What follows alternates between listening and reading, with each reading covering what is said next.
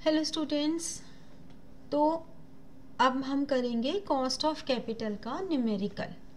ठीक है, हम लोगों ने लास्ट सेशन में किया था कि कॉस्ट ऑफ कैपिटल के डिफरेंट कंपोनेंट्स होते हैं, equity, preference shares, debentures and retained earnings. अब जैसे कि ये वाला क्वेश्चन है आपके सामने कि इक्विटी शेयर्स 5 रुपये का एक है, तो 8 लाख डिवाइडेड बाय 5, ये हमारे पास नंबर ऑफ इक्विटी शेयर्स आ गए। ठीक है,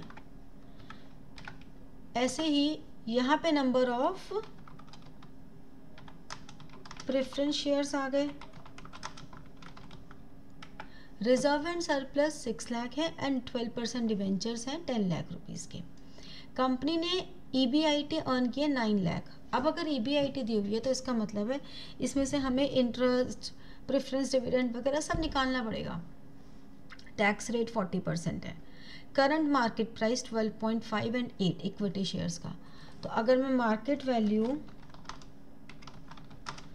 ऑफ इक्विटी शेयर्स निकालें तो ये क्या आएगा, 1,60,000 इंटू 12.5। ठीक है, तो 1,60,000 इंटू 12.5 ये हमारे पास आ जाएगा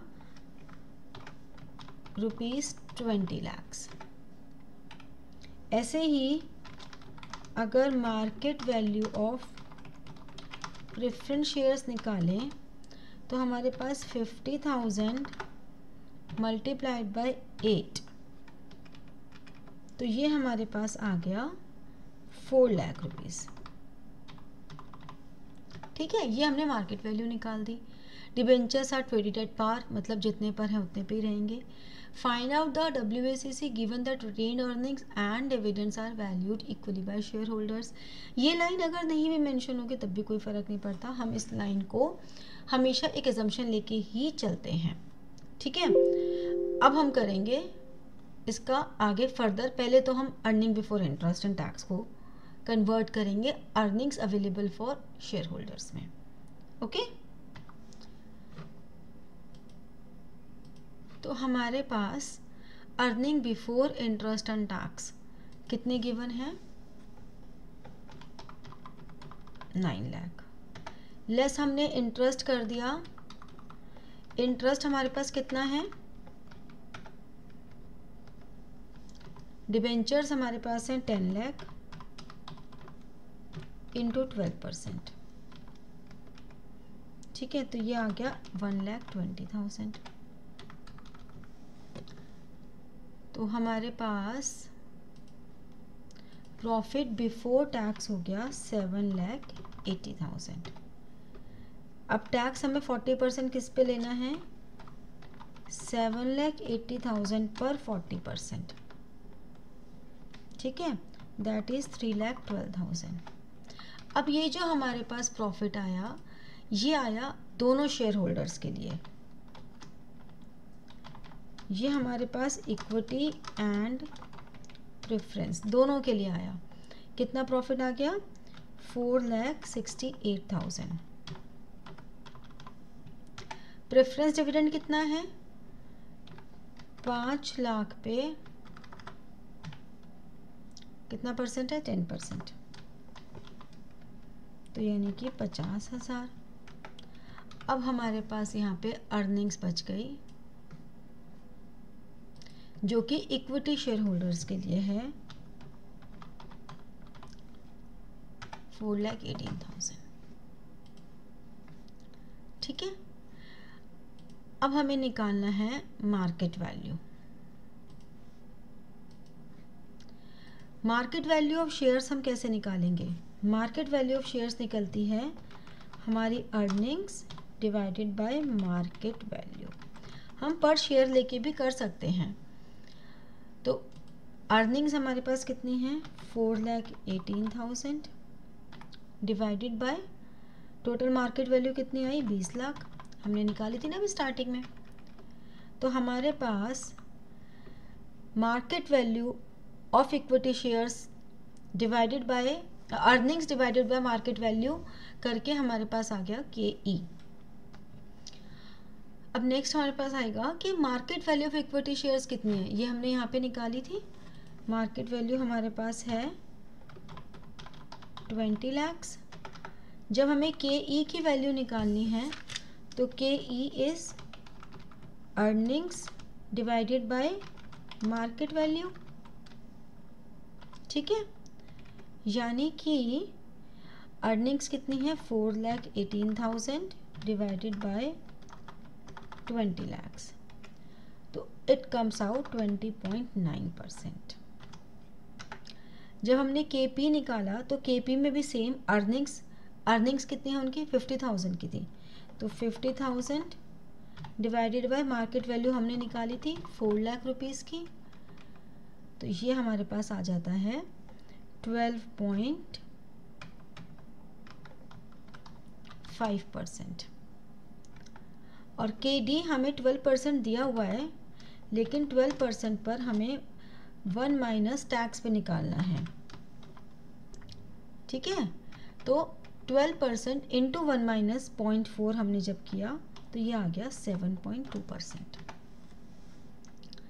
ये हमारे पास इंडिविजुअली आ गई। अब WACC हमें दो तरीके से निकालनी है।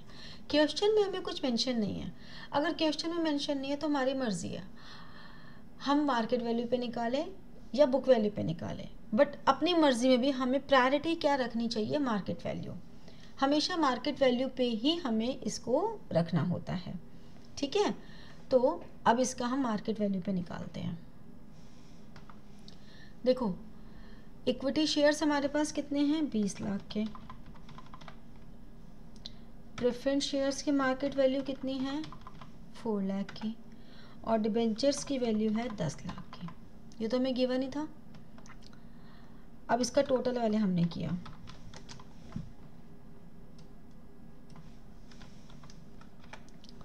$34 लाख। हमें इसी से वेट देखना है कि ये जो 20 lakhs है, this is how much percent of 34 lakhs। ऐसे ही हमें तीनों का निकालना है। 34 तो 1 ही आएगा, बाकी वैल्यूज आ गई। COC cost of capital, this is 20.9%। Preference की वैल्यू हमने निकाली थी 12.5% और ये हमने निकाली थी 7.2%। अब हमें क्या कर देना है, this column multiplied by this column, और यहाँ हमने कहा सम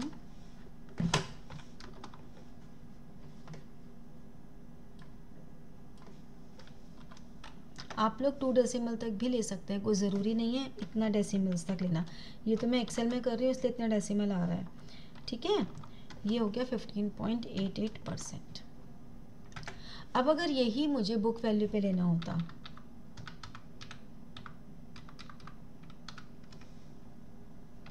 तो देखो कैसे हो जाता।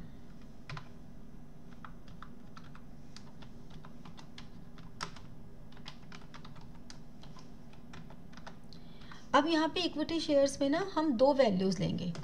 देखो ये जो 8 लाख थी और ये जो 6 लाख थी, ठीक है, यानी कि 8 लाख प्लस 6 लाख, क्योंकि इक्विटी और रिजर्व जो होते हैं वो सेम बेस पे चलते हैं।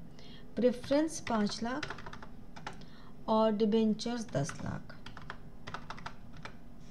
अब हमने कहा टोटल,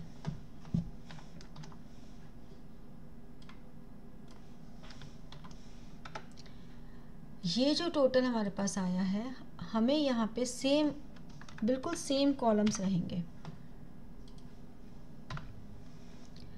वेट्स हमारे सेम प्रोसेस रहेगा, दिस डिवाइडेड बाय 29 लाख।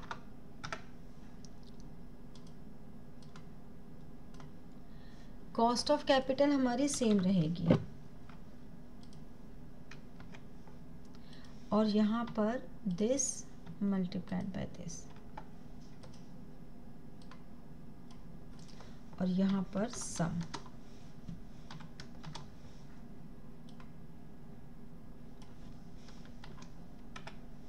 तो हमारे पास आ गया 14 पॉइंट, तो यानी कि WACC इज इक्वल टू 14.73 कर सकते हैं। ठीक है, तो इस तरह से हमारा ये मार्केट वैल्यू बुक वैल्यू पे है। तो ये आपका कॉस्ट ऑफ कैपिटल यहाँ पे फिनिश होता है। नेक्स्ट क्लास में हम लोग न्यू टॉपिक स्टार्ट करेंगे। ठीक है, चलो डन। All the best. अपने कोई भी डाउट्स हों तो कमेंट सेक्शन में ज़रूर दे देना।